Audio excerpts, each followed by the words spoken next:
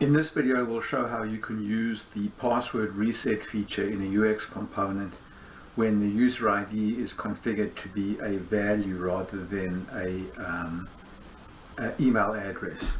So we can see here, if we go to web security and then go here to security configuration and then go to user ID, we see that the user ID here is configured as a value.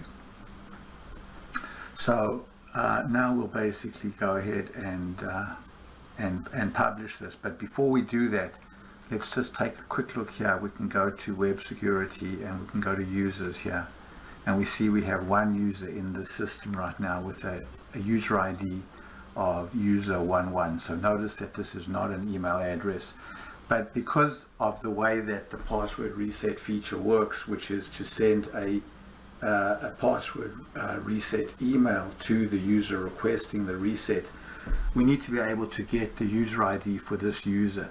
So in this case, it's mandatory to have an extended user information table. So you can see here for this project, we've got an extended user information table called extended 22, and inside this table it's mandatory that we have a field called email.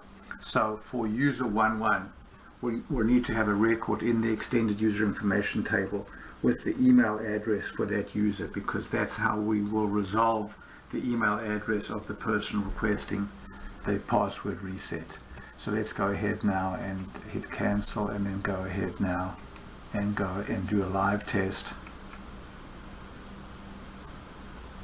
So here we are. So we say forgot password, and you can see now that instead of prompting for a email address right now, we're prompting for the user ID. So I'm going to go there and type in user11, and then I'll press reset password. So we can see that we get a message saying that an email was sent. But I should point out that we're going to get this message even if you type in an invalid user ID here, or a user ID that does not have a matching record in the extended user information table.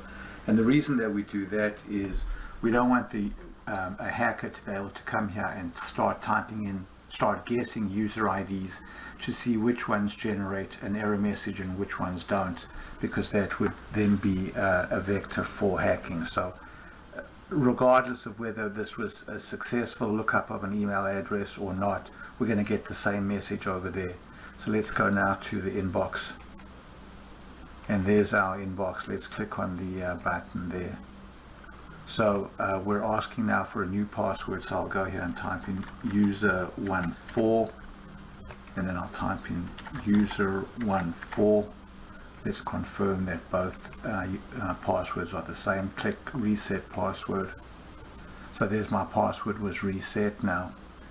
And if I go now and I type in user11 and then user14,